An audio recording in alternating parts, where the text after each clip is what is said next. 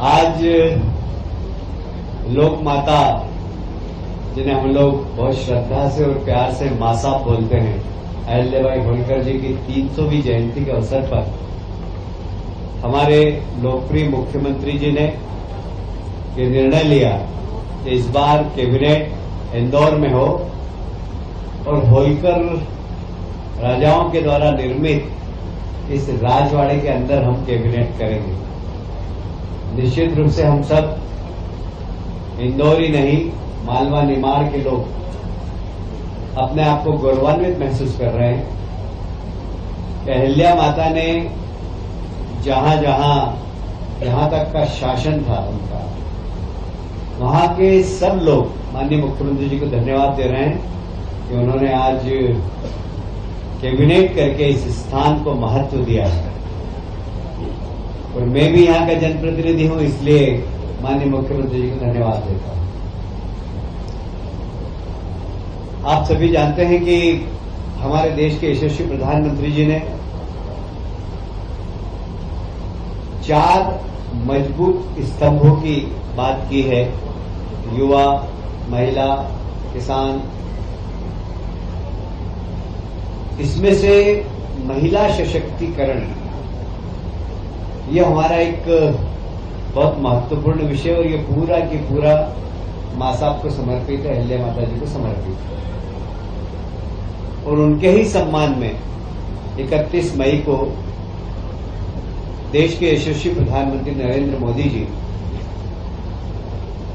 भोपाल पधार रहे हैं और 2 लाख महिलाओं के सम्मेलन को संबोधित करेंगे।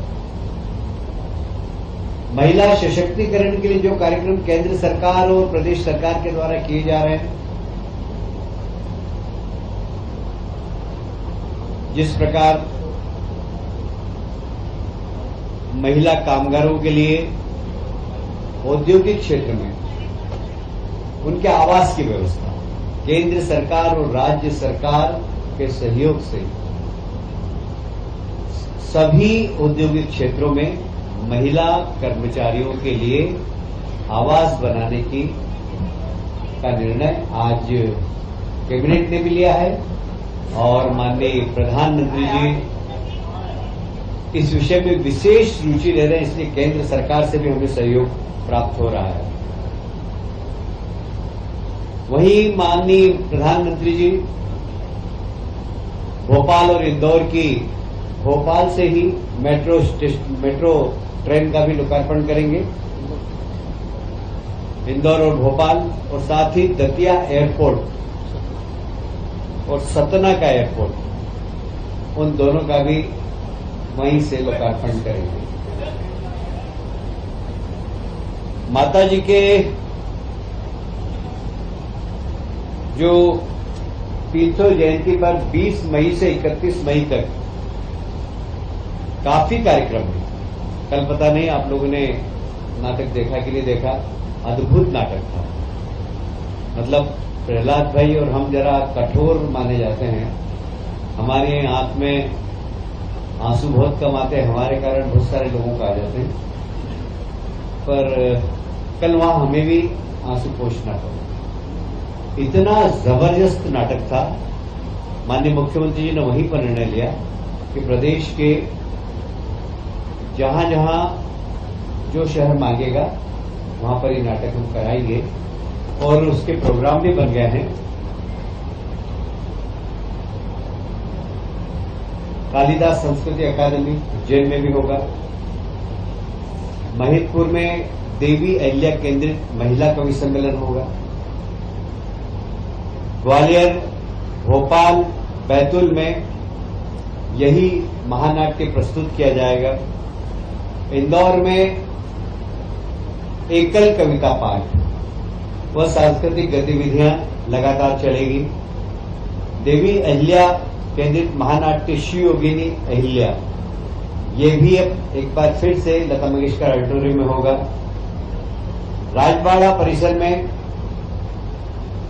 माता जी के लिए एक समर्पित महिला सशक्तिकरण के लिए भी कार्यक्रम होगा। राहगीर योजना जब कभी भी एक्सीडेंट हो जाता तो साधारणतः लोग देख के और आगे बढ़ जाते हैं। हमारे देश के प्रधानमंत्री को भी इसकी चिंता थी और हमारे प्रदेश के यशस्वी मुख्यमंत्री जी ने भी इस पर चिंता प्रकट की। मुझे कहते हुए गर्व है कि अब कहीं पर भी एक्सीडेंट होगा, जो भी राहगीर रोककर उस घायल व्यक्ति को अस्पताल तक पहुंचाएगा या उसको प्राथमिक स्वास्थ्य केंद्र तक पहुंचाएगा, उसको 25,000 रुपये सरकार की ओर से मिलेगा। उसको तत्काल 108 एम्बुलेंस पर फोन भी करना होगा। और ये राहगीर योजना निश्चित रूप से बहुत सारे लोगों की जान बचाने में बहुत महत्वपूर्ण भूमिका अदा करेगी। और जब जिस व्यक्ति को पुरस्कार मिलेगा उसको पुलिस परेशान भी नहीं करेगी। एक निर्देश शासन की ओर से है कि जो भी व्यक्ति घायल व्यक्ति को उपचार के लिए या उसकी जान बचाने के लिए सहयोगी बनकर सामने आए, पुलिस उसके सहयोगी बने, उससे प्रश्नवाचक चिन्ह नहीं करे। आप सभी जानते हैं कि हमारी सरकार किसानों को उनकी आय दुगनी हो, और इसलिए आपने देखा होगा कि एमएसपी हम लगातार बढ़ा रहे हैं। जहां एमएसपी बढ़ा रहे हैं वहां पर हम किसान के उत्पादन को खरीद भी रहे हैं। और इसलिए इस बार हमारी सरकार ने एमएसपी तो 2400 और 2500 रुपये निर्धारित की गई थी। हमारी सरकार ने 75 रुपये प्रति क्विंटल बोनस देकर 2600 रुपये प्रति क्विंटल में खरीदा। और इस बार रिकॉर्ड खरीदी हुई है, जो पिछले वर्ष की तुलना में लगभग 30 मीट्रिक टन अधिक, लगभग 62% अधिक है। 30 लाख मीट्रिक टन अधिक है, जो 62% पिछले बार की तुलना में अधिक है। मुझे ये कहते हुए बहुत प्रसन्नता है कि लगभग 20,000 से 20,000 करोड़ रुपया किसानों को बांटा गया। उनका पूरा उत्पादन खरीदा गया। 9 लाख किसानों से टोटल खरीदा गया है। और माननीय मुख्यमंत्री जी ने, विभाग के अधिकारी और माननीय मंत्री जी को भी धन्यवाद दिया है, और पूरे मंत्रिमंडल ने मुख्यमंत्री जी को इस अच्छे कार्य के लिए बधाई भी दी है। शायद आपको स्मरण होगा कि सीतामऊ में पिछले माह किसान सम्मेलन हुआ था, और इस किसान सम्मेलन का उद्देश्य, किसान समागम का उद्देश्य यही है कि कृषि आधारित उद्योग को हम बढ़ावा दें और आधुनिक खेती कैसे की जाए, साथ ही प्राकृतिक और ऑर्गेनिक खेती कैसे की जाए। वहां न सिर्फ प्रशिक्षण दिया जा रहा है, इसका मार्केट भी डेवलप हो, इसके लिए किसान समागम पिछले समय बहुत सफलतापूर्वक सीतामऊ में संपन्न हुआ है। दूसरा हमारा इसी प्रकार का किसान समागम नरसिंहपुर में 26 से 28 मई के बीच में होगा, जहां कृषि आधारित उद्योग पर चर्चा होगी। उसी प्रकार क्रॉप पैटर्न बदलने का मार्गदर्शन देंगे उन्हें। किसान उन्नत हो, किसान की आय डबल हो और ऑर्गेनिक और प्राकृतिक खेती की तरफ किसान जाए, इस दिशा में उनको प्रशिक्षण देने का काम इसमें होता है। और साथ ही वैल्यू एडिशन कैसे हो सकता है, गांव के अंदर ही छोटे उद्योग, बड़े उद्योग, किसान सिर्फ उत्पादन नहीं करे, रोजगार देने वाला व्यक्ति भी बने, इसके लिए भी वहां पर प्रशिक्षण देने का काम हम लोग करने वाले हैं। आप सभी जानते हैं कि शहरों का विकास बहुत तेजी से हो रहा है, और कई बार दो शहरों के बीच में यदि विकास करना हो तो कौन सी एजेंसी करे, ये हमेशा एक प्रश्न चिन्ह उठता है। जैसे इंदौर के लिए हमको अंतर्राष्ट्रीय एक एयरपोर्ट चाहिए।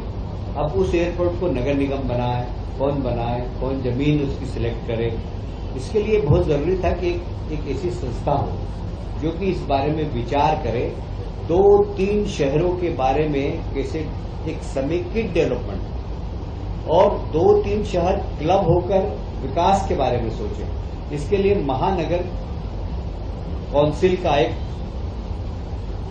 जब संविधान का 74वां संशोधन हुआ था उस वक्त संविधान में ये गाइडलाइन थी कि शहरों को एक महानगर परिषद बनाना चाहिए। तो हमने भी आज की कैबिनेट में महत्वपूर्ण निर्णय लिया है जिसमें इंदौर, भोपाल, उज्जैन, जबलपुर, ग्वालियर मेट्रोपॉलिटन विकास प्राधिकरण बने। यह जब प्राधिकरण बना है तो इसका काम सिर्फ 2 संस्थाओं के बीच में गैप फिलिंग का, इससे नगर निगम का काम प्रभावित नहीं होगा, प्राधिकरण का काम प्रभावित नहीं होगा, वो अपने क्षेत्र में काम करते रहेंगे।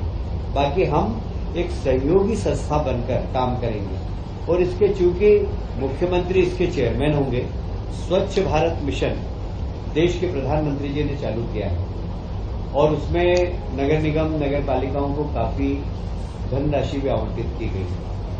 अब जो भारत सरकार का स्वच्छ भारत मिशन में है 2.0 में बहुत सारे ऐसे प्रावधान है जो नंबर 1 में नहीं थे और इसलिए उन प्रावधानों की कमी दूर करने के लिए और इसलिए हम अब मुख्यमंत्री शहरी स्वच्छता कार्यक्रम हम वापस चालू कर रहे हैं। कुल मिलाकर स्वच्छ भारत मिशन लगातार तेज गति से चलता रहे और इसलिए इसके सपोर्ट के लिए ये मुख्यमंत्री शहरी स्वच्छता कार्यक्रम के अंतर्गत हमने आज कैबिनेट में निर्णय लिया है।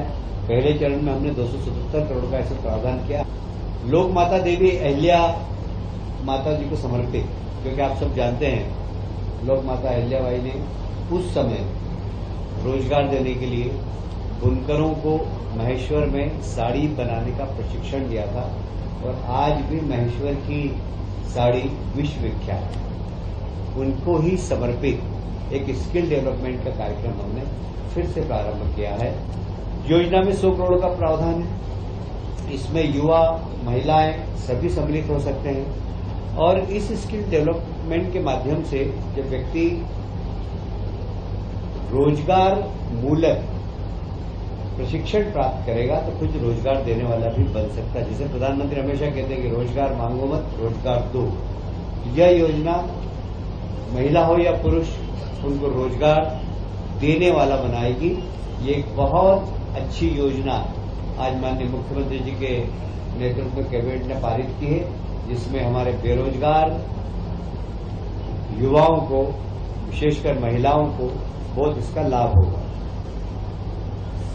आप सभी जानते हैं कि आदि शंकराचार्य जी ने पूरे देश में भ्रमण किया था और एक सनातन धर्म के लिए एकात्मता के लिए, हिंदू धर्म की एकात्मता के लिए उन्होंने बहुत काम किया और विशेषकर ऐसी मान्यता है कि ओंकारेश्वर में उन्होंने साधना की थी और वहीं पर उनको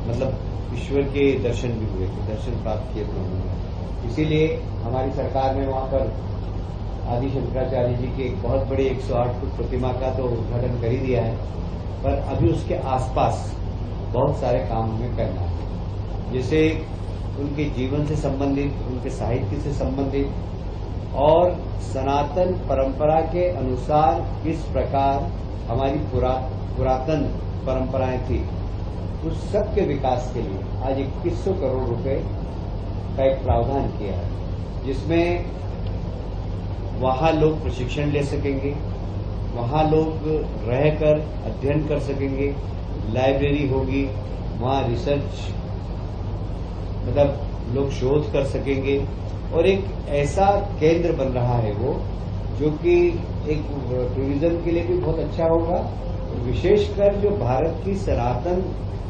परंपरा को अगर जानना चाहता होगा तो दुनिया भर के लोग आकर वहां पर रह सकेंगे। इसके लिए 2100 करोड़ रुपए आज कैबिनेट ने मंजूर किए हैं और ये एक पर्यटन के क्षेत्र में बड़ी क्रांति लाए।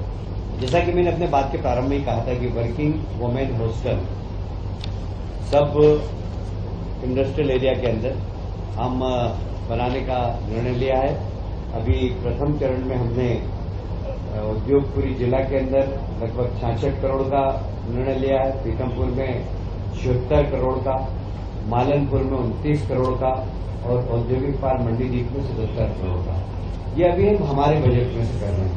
पर आज माननीय मंत्रियों ने भी सुझाव दिया और मुख्यमंत्री जी ने भी उसको माना कि ऐसा होना चाहिए कि हमें जो इंडस्ट्रियलिस्ट हैं उनसे भी बात करना चाहिए कि सीएसआर में वे वर्किंग वुमेन हॉस्टल का निर्माण करें और पीपीपी मोड पर भी हम कर सकते हैं। इस सब दिशा में हम लोग काम करेंगे। खास करके औद्योगिक क्षेत्र में महिलाएं सुरक्षित रह सके, इसके लिए यह योजना प्रारंभ की है। एक और आज इंदौर को तोहफा दिया है माननीय मुख्यमंत्री जी ने। आप सभी जानते हैं होलकर नरेश यशवंत राव जी ने एमवाई हॉस्पिटल बनाया था और उसके बाद अभी तक उसमें बहुत बड़ा काम नहीं हुआ, छोटे मोटे जरूर एक्सपांशन हुआ है, पर इस बार वहां पर बहुत बड़ा काम होने वाला है। लगभग 773 करोड़ रुपया आज स्वीकृति दी। यह वर्तमान जो व्यवस्था है उससे लगभग डबल व्यवस्था हो जाएगी और सब आधुनिकतम सुविधाएं उस हॉस्पिटल के अंदर होगी। हम कोशिश करेंगे कि यह हॉस्पिटल ऐसा बने जहां पे हार्ट का ऑपरेशन हो, जहां लीवर ट्रांसप्लांट का काम हो। इससे बड़े बड़े काम जिसके लिए लोग दिल्ली बॉम्बे जाते हैं वो इस हॉस्पिटल में सारी सुविधा उपलब्ध कराएं। उसी प्रकार रीवा में भी लगभग 321 करोड़ जो अभियान जिला अस्पताल है उसके विकास के लिए 321 करोड़ रुपए आज स्वीकृत किए हैं। और यह एक इंदौर ही नहीं, इंदौर मालवा ही नहीं, निवाड़ी नहीं, पूरे सेंट्रल इंडिया के लिए जो गरीब हैं, जो मध्यम वर्गीय हैं, उनके लिए एक बहुत बड़ा तोहफा होगा। तो यहाँ पर हम इस हॉस्पिटल के अंदर जब 773 करोड़ रुपया खर्च कर रहे हैं तो आधुनिकतम सारी चिकित्सा सुविधा यहाँ पर हो, इसके लिए हम लोग प्रयास करेंगे। आज की कैबिनेट में यही निर्णय हुए थे।